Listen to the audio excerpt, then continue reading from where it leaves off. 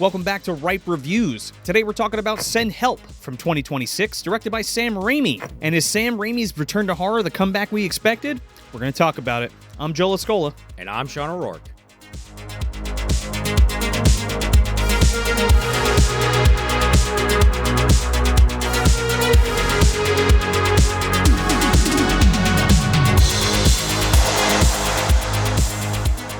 Dude, 2026 is shaping up to be a pretty good year for horror, I think. I mean, so far we're off to an interesting start, Yeah. that's for sure. We had Primate already, which we covered. Killer apes and shitty bosses is the next horrible thing. All right, yeah. Right, and next year, that's what they're going to combine the ideas, right? Because this movie leans heavily into that.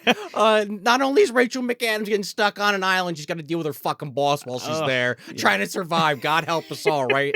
So Sam Raimi comes back for horror, man. I mean, I was psyched. The last time we got like a real Sam Raimi horror movie was Drag Me to Hell. That was a long time ago. It was a long time ago, but I revisited that not too long ago, and it was still a great time. It feels really good. It's really great. I rewatched it myself. I actually think it might have been my first full viewing. It's like one of those ones I feel like I've seen scenes before, maybe not all the way through. It's solid. I still kind of pine for those days of Evil Dead, but they're long in the fucking proverbial rear view, man. Like, they've been gone since fucking Spider-Man 2, for crying out tears. Even Drag Me to Hell doesn't quite ever get back there, but in my opinion. It has a lot of the hallmarks that you expect from Raimi, I guess. And then we had Multiverse of Madness somewhere in there, and the Oz the Great and Powerful was also sandwiched in between Drag Me to Hell and this movie. But that's pretty much all he's done besides producing. Yeah. He helped work on the Ash vs. Evil Dead TV show when that was airing, but that's the last big Raimi adjacent thing I feel like we've talked about in a while. Yeah, because he owns Ghost House Pictures, I'm pretty sure. Yeah. So he does a lot of stuff for that. He's got that Magic remake on the works we were talking about with Logan. Yeah, if it happens. Yeah, on that Magic episode, we were talking about that remake. Man, I don't need that. I don't need it either. But again, I said on that I episode, trust Raimi, but I don't need it. And I said on that, me too. But I said on that episode, with this movie coming out, because at that point it hadn't come out yet when we recorded that. I was like, why do you need to do a remake of Magic? Like you have no shortage of ideas. You know what I mean? That we'd want to see from him. So. Maybe if it was Bruce Campbell doing it 20 years ago, now I'm kind of over that idea. But he could have maybe in a younger. He did a lot of those zany roles at the time. So I don't know. But now I'm kind of good. I'm with you. I can kind of see it, but I just don't see it performing well. No. In today. I just don't. Let's be clear. When I suggest that is more of a Bubba Hotep version of Magic, not the super serious Anthony Hopkins. Right. Well, also, it's direct-to-video or it feels more like that, right? Whereas Send Help, just to kind of bring it back to this movie, I know we don't kind of get into spoilers until we kind of give our initial thought, but how did you feel kind of walking out of this one? I really liked it, man. I liked it a lot. I liked it even more than I thought I was going to, because I didn't so we saw the trailer for it, and I had Rachel McAdams, and it was basically Castaway. Yeah, a horror version of Castaway, kind of. And I was like, and Sam Raimi's doing it? Sure, fucking sign me up. I don't even care what it's about. I'm going to see it because it's a new horror movie from Sam Raimi. Instead of Wilson, we got Dylan O'Brien, which is that boss character she gets stranded with. Yeah. Which, again, was in the trailers and all the promotional art. Because I didn't even see a trailer. Yeah, I saw a shot of the both of them on the island kind of in dire straits, and a shot of, which might have been from the trailer, of Rachel McAdams just covered in blood. And I was like, all right, Raimi, McAdams, sign me up. I love both of them. Oh, 100%. I don't need to know anything else. And what I will give them is that first trailer. I only saw one trailer for it, and that first trailer didn't give away a lot. Oh, okay. It was just kind of just setting the tone for you. And I was like, fine, that's cool. I'm good. I'm going to go check it out. I love to see it again. We've talked about it how many fucking times on Movie Dumpster trailers. We understand why they exist. Sure. The way they exist today is because people just won't see the movie any either way, even if it ruins the whole thing. But that's the fucking business, right? I give that 25-minute bullshit at my AMC. 25 minutes it starts. I try to cut it close, Joe. I've only missed the beginning. Actually, I missed the fucking first 2 minutes of this as I'm championing that idea. I missed the beginning of the movie. I still think you are fucking insane for not watching the trailer. Well, I just fucking proved that to myself. Jeez, get the dunce cap out of the fucking corner. Christ. You fucked up, man. Yeah, I didn't even mean to I was trying to make a point there, and I just shot on myself. But yeah, no, I skipped trailers. That was my point. I will agree that a lot of times they give away the goat, but I get it though. I get it for indie stuff.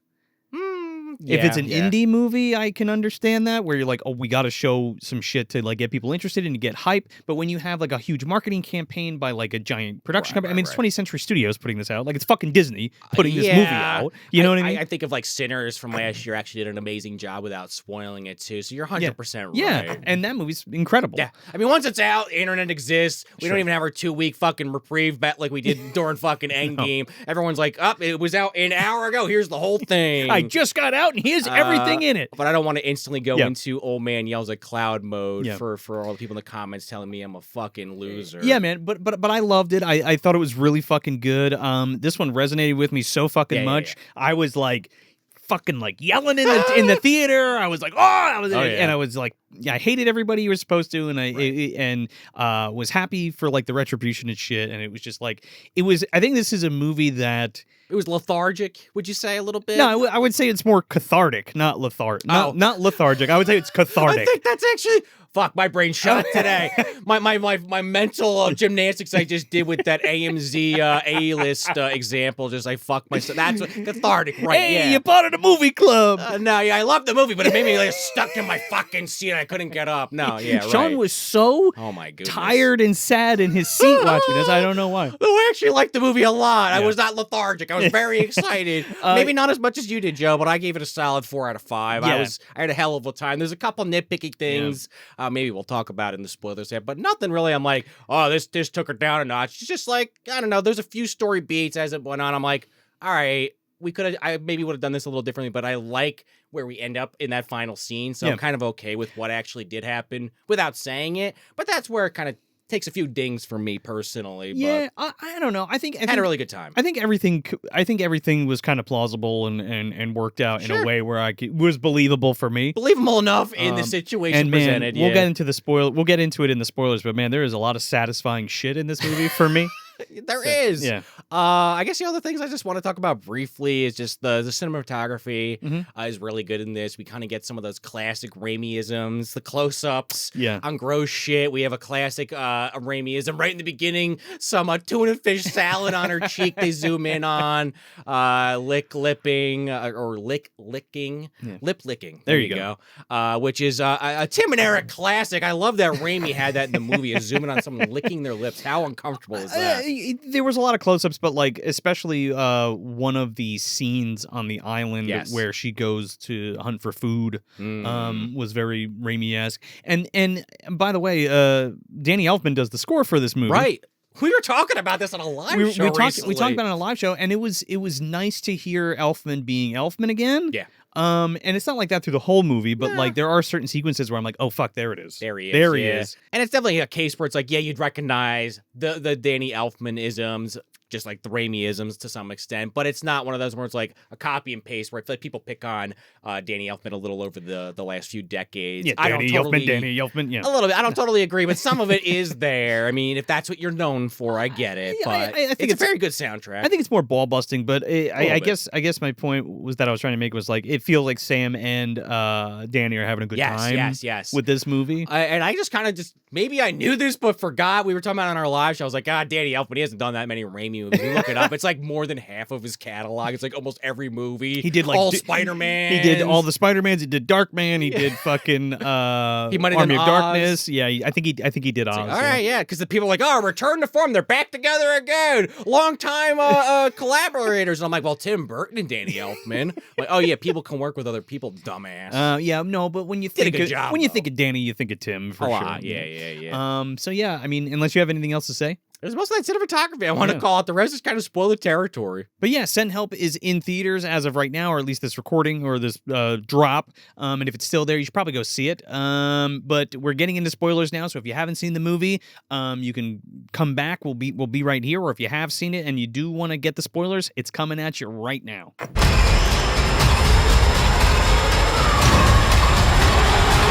Okay. So, we were talking about like how it was cathartic for me to watch this movie. And basically we got to the right word, yeah. And basically the plot of this movie is Rachel McAdams.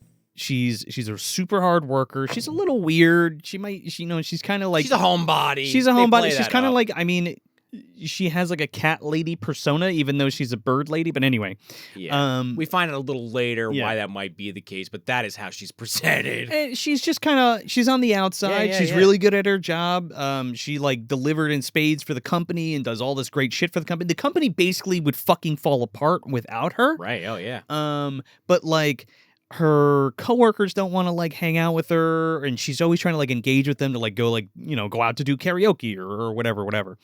And there is a new guy that gets hired.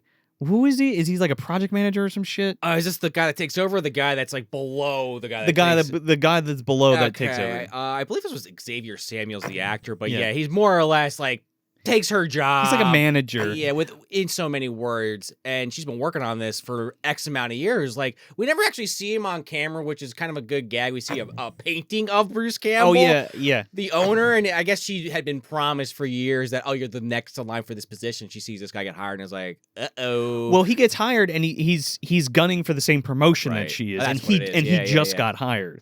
And it turns out that Bruce Campbell's son, because Bruce Campbell had just passed away, his son, played by Dylan O'Brien, is taking over the company. Right. And the fucking guy is his like friend from college. Right. So it's like that weird nepotism friend thing, you know, where that's how people get fucking jobs, and that drives me insane because he's completely unqualified to do that fucking job. Well, and this woman's been doing she's been working towards this for like the past 10 years of her fucking life. Yeah. And that's the big kicker. And that's where they have like kind of that scene where she has tuna fish on her face and she gets kind of like made fun of, and they do the zoom ins, and he's completely disgusted by, not only is he an asshole, but he's disgusted by her. By her specifically, like as a person. Yeah, she's gross. She's getting too close to me with that tuna fish breath. Yeah, who is that? She's gross. Get her the fuck out of here. He puts like in a new mandate, no food at the desk. Yeah. She realizes it's about her. She's got like a fucking tuna fish like in her drawer. It's actually disgusting. The Allstate guy is like his right hand man.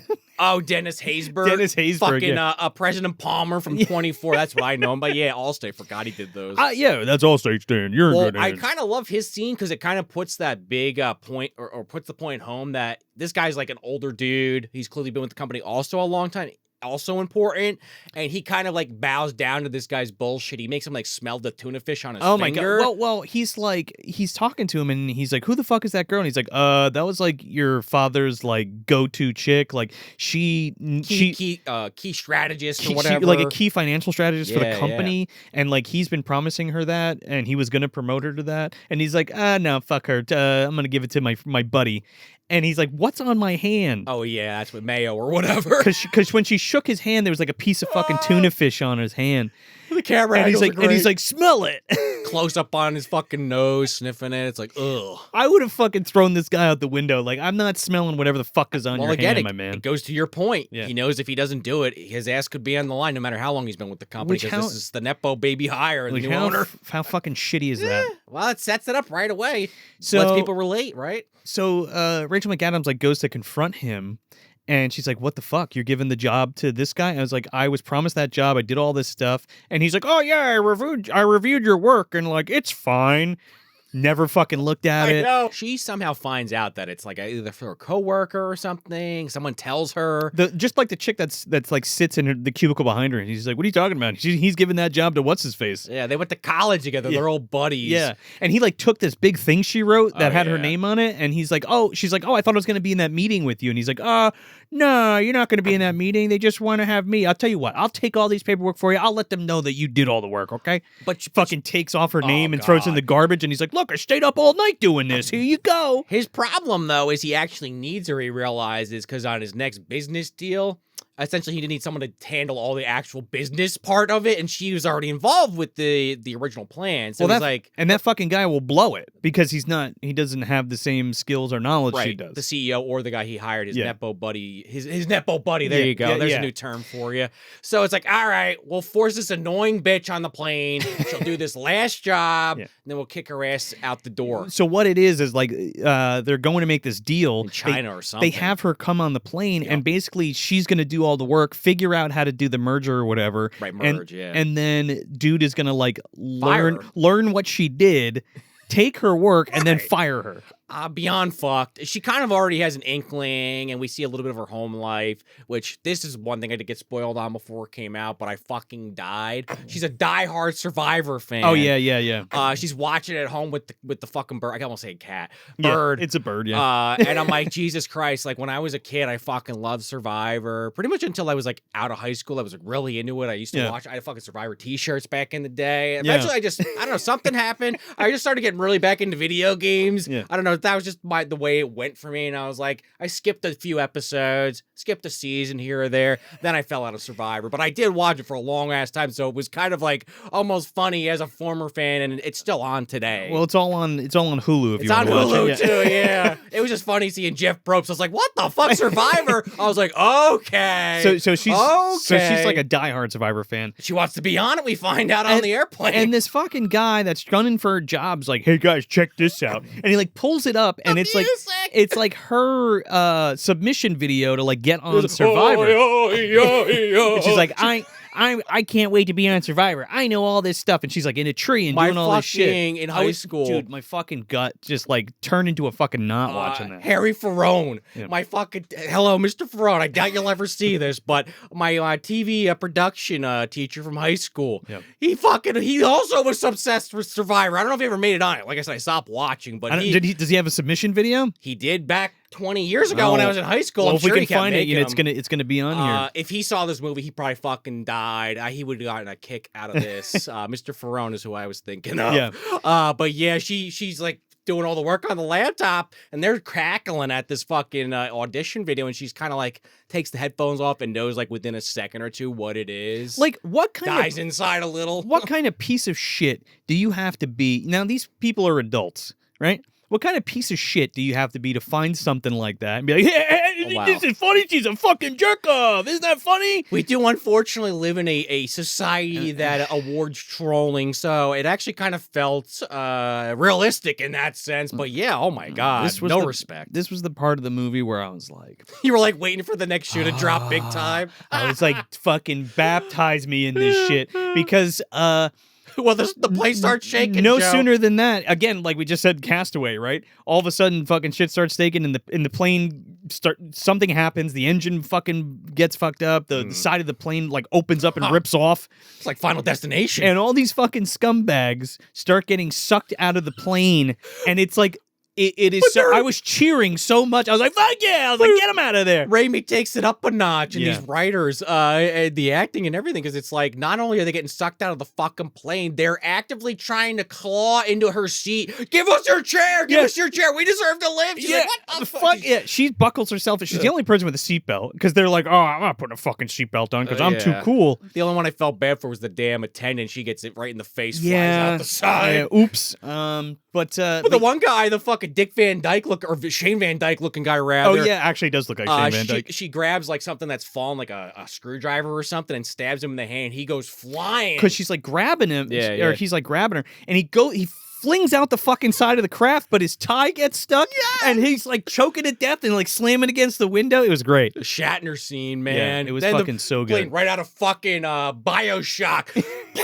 Right into the water. I was like, all right, where's the fucking tower with the light, the what the fuck, like the lighthouse? Yeah, the lighthouse. Well, yeah. So I don't, we're getting into the territory where we're just like replaying the whole movie, but we had to set it up for the context. That part was crazy. Yeah. I don't know how she even survived this one. Yeah, but so she ends up surviving, and the one douchebag, Bradley, Dylan O'Brien, is her boss. I do want to mention one thing. We get a fucking Jaws scare, and I love Sam Raimi for putting this in there. Ben Gardner. The Ben Gardner shot. I scare. think it's the plane attendant, the head or the body at the camera. It was 100% a homage. Yeah, I loved it. Yeah. But yeah, you're right. It kind of comes to Rachel McAdams looks to be the only survivor, and then she lands on an island and then finds her boss is the only other survivor. Dylan O'Brien. What's great is she is like in her element, dude. She's like, this is the best thing could happen to me. I don't have to go back to fucking work. Oh, my life sucks. I don't have to go back to that fucking shitty life. I'm gonna stay on this island. I'm gonna catch fish. I'm gonna make a fucking lean-to. I'm gonna just live it up. She almost seemed like she would be fine if she never found anybody else, right? Yeah. So she saves her boss's life, basically. Big time. And he's still a piece of shit. And the whole movie is about their interactions, about how he's just a scumbag and he doesn't grow at all. No matter how nice she is to him, no matter what she does for him, gives him every advantage to change his ways, and he's just a fucking piece of shit through and through. He's a fucking rich, spoiled, fucking cock-sucking motherfucker, and I hate him so much, and I love the end of this movie. Well, me too. We'll get to that shortly, because I don't think we'll do this beat for beat from this point forward, but there's a few more things worth talking about. Yeah, there's a couple pieces, because, at first, at one point he even threatens her, like, oh, you're fired and all that. She's like, we're not in the office. Yeah, go fuck yourself. But initially, when he first gets woken up, he's like giving her a grief, like, why haven't you looked for any help? Yada yada. I'm not gonna eat that. You're not gonna do this. You're not gonna do that. So she fucking leaves him there for like days. She's trying to feed him, and he like won't eat the food. And then he's like almost dies. He eats this fucking disgusting water bug, which they actually have talked about how they did that. It was like a cake or a candy or something, caramel and chocolate or some shit. Oh, how it makes his mouth all black? Yeah. Oh, it was so fucking good. It looks so good though. Meanwhile, she's eating like fish, and she kills a fucking boar while he's knocked out. That part was kind of crazy. Dude, that was like some cocaine bear shit. Now that was great, and that was the part that I was alluding to earlier about like the Elfman feeling like Elfman, because that whole sequence is so fucking Raimi and so Elfman is great. It is, and the pig. She's like, how hard could it be? This is a massive fucking hog. The guy's like, yeah, aren't those things like they kill people? Bro, yeah, like you don't want to fuck around with a wild boar; they will fucking kill you. I was actually thinking. I say a cocaine bear. Actually, Revenant is what I was thinking of. Leonardo versus the bear. This is fucking Rachel McAdams versus Warthog. She jumps out of the fucking tree and like stabs it, and it like breaks the thing off, and it's about to kill her, and she like that classic it's like Game of Thrones where she pulls the pike out and like stabs it right in the fucking mouth as it runs at her, and then it's just like pushing and pushing and pushing, and it's like throwing up and spitting blood all over. I think at that point they are working to get or copacetically staying together, so they both have a little bit of the pork. Well, he knows that he's not going to survive without her, but that's the only reason why he's he's like, oh, teach me how to do all this stuff, and she does not everything, but some stuff. I do love when they do separate for like that 15-20 minute part of the movie though, like when he eats the water bug and everything. I mean, she leaves him for a while there, just thinks he's gonna die, and she comes back, but they do split again. She's got this nice ass shit. She's like weaving branches and leaves and shit together. She's making herself a hat. She's got a lean to. He's got like some fucking branches thrown on the ground. Oh, he can't build shit.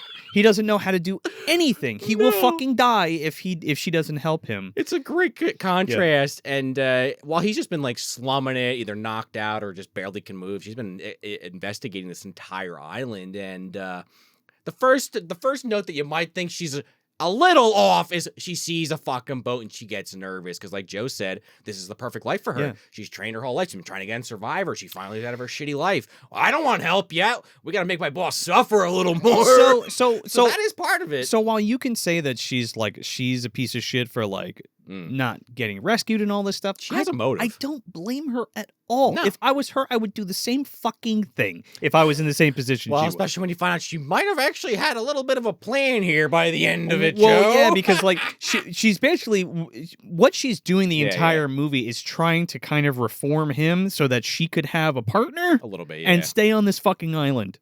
But, the movie kind of goes in that direction for a little while there. They're helping each other. She's helping him. They're fucking, all their shit gets destroyed. They're hiding in a cave. Yeah. Again, he tries to leave quickly. He's like kind of attracted to her, sort of. He builds a raft. He's so convinced he can get out of there. And he like poisons her or something, right? She shows him these fucking berries. Oh, yeah. On the trail that's up by this mountain. And he's like, yo, don't eat those because you'll get sick. Also, don't go over there because it's all thorny shit. But really what it is that's where like all the boat traffic is. So if he sees that, he's gone. So he ends up poisoning her and building this fucking raft. So he can get the hell out of here. She's not going to put her thumb on me anymore. And if you ever saw Castaway... he does something like this, except he puts it away, but you can't get past the breakers, right? Nah, so what happens? The breakers destroy his fucking raft, and this asshole gets knocked the fuck out and put on shore. And it's kind of great because Rachel McAdams is like now throwing up, and she saves him. But this is like the ultimate Raimi scene, dude. I loved it. But you're gagging, right? She just keeps throwing up on this guy's face, projectile vomiting while she's trying to resuscitate him, in his fucking mouth, and I'm just like, oh fuck. He's like, I was was just trying to knock you out. Okay, buddy. Yeah, no, you just didn't know how much to give him. Right. Because he, like, makes her dinner because he's going to be nice or He's whatever. trying to but be he fucks her nice. over. So that's, like, a big thing. Like, she gets drunk. Okay, right. You're right. Because they make toilet wine, basically. And she says a little too much. Implies she might have killed her husband or let him drive drunk so he would die. Let him die. Because he was abusive. Yeah. So that's where he kind of is just like, all right, whatever. I'm going to make you dinner. But she doesn't remember any of that shit. And that's his excuse to be like, fuck this bitch, I'm leaving. Doesn't work. which, it was a big mistake. Yeah. So then she gets his ass back. She gets, because she knows all the animals and shit. So she finds, like, this octopus and feeds it to him. This poisonous, like, paralyzing agent. It paralyzes him. And she's like, you can't feel anything, but you're aware of what's happening, right? Oh yeah.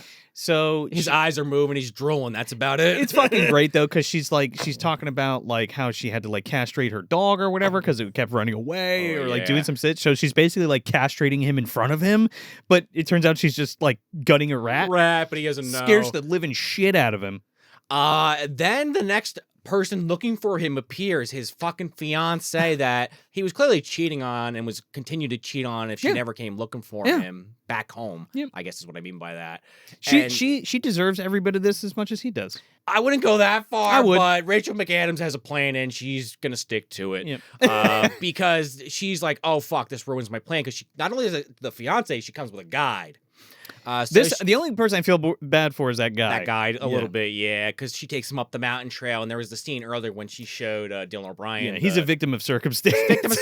But when she showed her boss those flowers, the ground's not really set good there, and she actually fell and almost fell off the cliff, and he saved her, so she knows, like, this particular spot is unsafe to stand on. Yeah. So she leads them there. The fiance falls. The boat driver tries to save her, and then we kind of do this. I'm just going to spoil because we're running spoilers. Yeah. We could do this kind of great cut where you don't know what happens, but you're pretty fucking sure what happens. Yeah. Where she kills them. Yeah. But later is great because that's revealed and she like fucking whacks that poor guy in the head with a fucking rock and they just fall out. They fall. But she comes back, acts like nothing's wrong. She's kind of quiet. She did just commit a murder. It wasn't like an accident. Like she did it. Yeah. It wasn't her husband driving drunk and she gave him the keys, which is pretty bad, but she didn't pull the trigger kind of thing. You know what I mean? So this culminates. I mean, there's a lot more. I'm cutting a lot out. I know. I don't want to keep going beat for beat. So I just want to say this one thing, and I want to get to the end. But like, the fiance ends up buried in the sand on the beach, like washed up. Unbelievable. And shot. the fucking her hand is sticking out with the ring on it that they made a point to show earlier. That's like some Edward Scissorhand shit, man. That was artistic as hell. I loved it. And it was great. And dude finds the ring, and then this kind of ignites the fight between him and Rachel McAdams. Because he knows she didn't just fucking end up there. She had to. Something had to have happened. And she admits it. She admits it. She admits it to him. That's where we get the flashback. Oh my god, yeah. And then they have this fucking knockdown drag out in the jungle. There's like the predator part. They're like in the mud. Dude, they're like stabbing each other. He like sticks his fucking finger in her eye and like almost pops her fucking eye out. I was waiting for it to pop Dude, out. It's a pretty intense thing, and he's like choking her and shit. She stabs him. Well, then they make it back to that area where there's like the two rocks that cross, kind of like your arms crossed. Yeah. And he sees like, oh shit, there's a fucking mansion over here. Yeah, what the fuck? And he's like, what the fuck? So he starts investigating it, and he's like, goes inside. I'm thinking of like Megan or literally Primate a little bit. He's like, help me, what's going on here? Where is everybody? And earlier in the movie, Rachel McAdams finds this really nice knife, and he's like, where the fuck did you find? Oh, it washed up. Washed up, and I'm like, in the theater, I'm like, all right, that's weird, but whatever. I mean, is it possible because of Sure.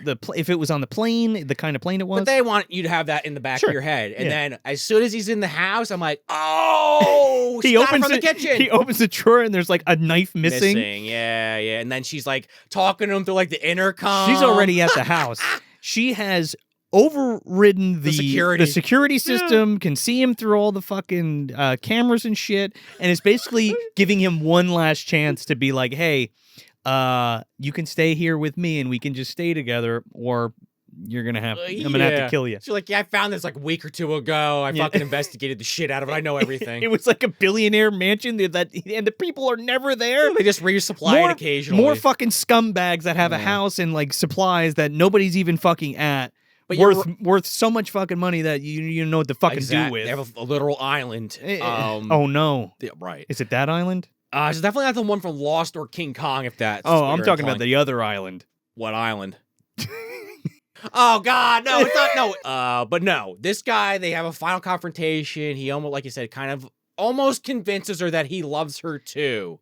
Almost. Yeah. Because she has a shotgun pointed at his fucking head. I guess you're gonna say anything, right? And she's super fucking smart too. He ends up getting it from her. There's no bullets in the fucking thing. He thinks he gets her number, and it's great. They got me for a second there too. Hey, it's good writing, good acting. I said it a few times already. But he gets the shotgun, like you said, aims it at her, pulls the trigger, and she's already 2 steps fucking ahead. She kind of thought that was gonna happen. Oh, yeah. She's like, nope, sorry, it wasn't loaded. But then, like, she kind of takes a little too long to react, almost gets taken out again, but now she's got a golf club and show's over. Oh, man. Like, he should have just stabbed her and he would have been fine, but... That with the golf club, because he's like a big golfer and that's all he gives a shit about, fucking beats him to death with a fucking 9-iron. Take it all the way back to my BioShock reference, folks. Andrew Ryan. You and this guy have something in common now. And it's great. It like cuts to black and like now she's super successful because she's the only survivor of this plane crash. So she got like all this money for like writing this book and making a movie. Time to clean up the crime scene, I guess. Or just get the fuck out of Dodge. She's a crafty one and good for her. She's got a makeover. She looks good. She's all good to go. I mean, the whole movie they keep showing that she's not in her frumpy outfit. Her mousy she's working out. Yeah. She's kind of she's got a fucking sexual. Tan. Yeah. She's letting her hair down. I try not to get too horny on the show. It's fucking Rachel McAdams. They tried really hard to not make this woman look good. Like, that's what she's kind of known for. They do a pretty good job. She's also a great actress. I don't mean to just talk about her figure. Yeah, like even when she's like talking and she's all like, gross. They play it up. Yeah.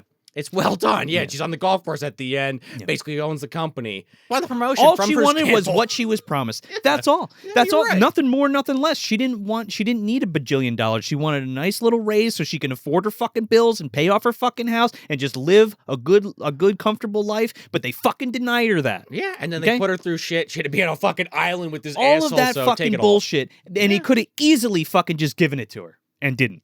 And that's why I love this movie so much, because it is justice for it's justice for the little guy.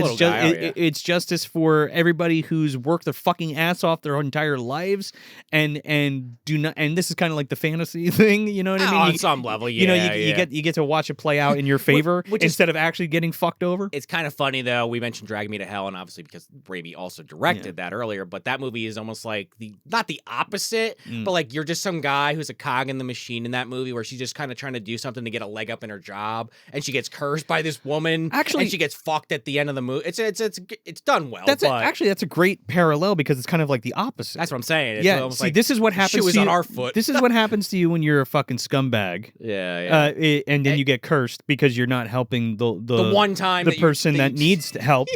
You know, and she's like generally a good person. And I mean, that's the moral of that movie. And it's Sam Raimi at his. I mean, not his best, but at least on paper. Yeah, and you can't take it back. Once you do it, you can't take it back, and you can't absolve yourself of it, and that's what that movie's about, you know? Whereas this one, she's got no one to say otherwise. They're not going to do send help too. Please don't. No, there's no reason to. But yeah, that's the movie. And, it's fucking great, man. So yeah, what are your final thoughts about this? I definitely think that Raimi is back. I did like... Did he ever leave? You know what I mean? What I was going to say. I don't think he ever actually left, because I liked Multiverse of Madness, and I even liked that Wizard of Oz movie. I don't think it's rewatchable now that Wicked has been such a phenomenon and the original exists, and also The Wiz. I'd rather just watch that. It gives me too much of like the Tim Burton Alice in Wonderland vibe, and like I'm good. It's like CGI extravaganza. I'm good. I've only seen it in theaters once when it came out. James Franco's since been canceled. I remember the China Doll being kind of cool, but that's a different topic for a different day. Yeah, I'm sure it's fine. It's not for me. Yeah, and Drag Me to Hell, which we mentioned. I don't know. Raimi probably gonna go down as one of the all-time directors, and he continues to impress. He's only got a couple movies that really aggravate me, and I think it's most people on the internet would agree. Spider-Man 3.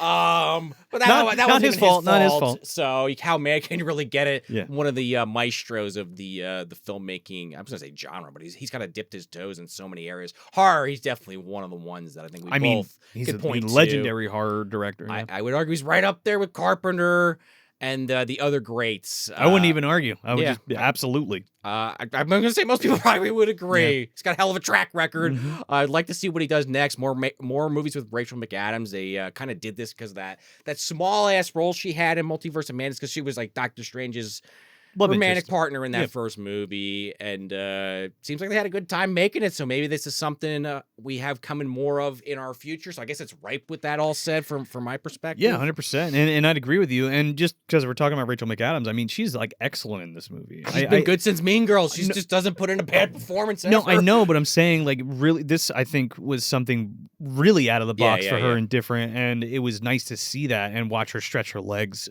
with this character and kind of the evolution of that character. She did a great job. A huge character arc. Yeah, right. I mean, fantastic. Like, it's so satisfying to watch her evolve in this movie.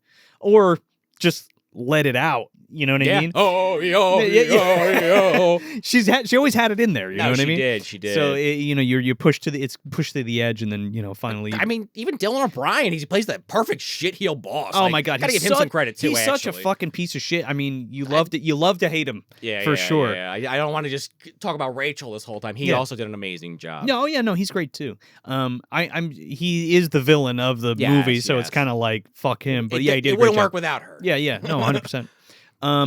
It was just such a satisfying watch, man. Like, I think it was a social commentary thing that which Raimi does well. Yeah, but it was something that I needed personally, and I think we all needed in today's day and age. At this point, in 2026, it felt good to watch and be like, it was inspiring. Sure. Not like in a I'm gonna fly to an island and kill my boss thing. Well, let's hope we both survive a plane crash. It was inspiring, like, it's like a hopeful kind of thing. It is. Especially the ending there, even though it was like kind of cheeky, she killed her boss, no one knows about it. It's like she has a better outlook on life. She's taking care of herself. Exactly, yeah. It's looking up and up for, I don't know if I even said her fucking actual name in the movie, but Rachel McAdams' character in the movie. Linda Liddy, which is actually also kind of a great name for a character. Perfect. Knocked it out of the park. Like I said, it was a 4 out of 5, but I'm still saying knocked it out of the park. Yeah. I just want to see Raimi do more shit like this. I love Sam Raimi. We both do. I think this is fun. We've been saying it for a long time, Joe, but now we finally did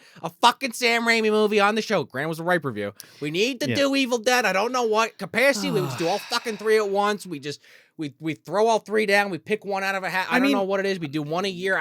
We got to do Sam Raimi on Movie Dumpster. That's the thing. I love Sam Raimi, and I love Evil Dead's like one of my favorite movies of all time, and like one of the biggest inspirations for getting into movies and things like that. But like, I think that's also why I keep saying it, because it's like so fun to have this experience with him still. I agree. I don't know what to say that hasn't already been said about Evil Movie Dead. Dumpster. We haven't said it yet. Yeah, I remember that. That's also true. Well, if everybody, what is Joel Skull at? People want to know. If everybody really wants it, I mean, I would love to talk about Evil Dead 2. That would be the one. That would be the one to do. Okay. It's right in the middle, and we can talk about everything. But and then we can even talk about the remake shit. I mean, that could be a whole thing. All right. But yeah, man, I really, really, really enjoyed this, and I wish I hope I get a chance to go see it again before it gets out of the theaters, because it was really good. I'll definitely be picking this up on 4K. Yeah, 100%. I hope it has a lot of bonus features. Yeah. This is one you definitely want to see the behind the scenes on, right? This is one. I've talked about this before, but like, we like to play movies outside in the backyard. Oh, on the projector. This is one of the. This is one of those for the lineup, dude. Like for a barbecue night, get some fucking tiki torches fucking lit up, and there you go. Do like a whole Survivor theme barbecue and watch fucking Send Help. Now you're talking. Shit, man, that sounds pretty good. Yeah, yeah. But yeah, dude, that's all I pretty much got to say. Yeah, same. But yeah, if you've seen Send Help, let us know what you think in the comments. Did you enjoy it? Did you not enjoy it? Was this Sam Raimi's return to horror what we needed from him? If you haven't seen it, we highly recommend you go check it out in theaters now. If it's out of theaters now, I don't know what to tell you. But yeah, until the next Ripe Reviews, we'll see you next time.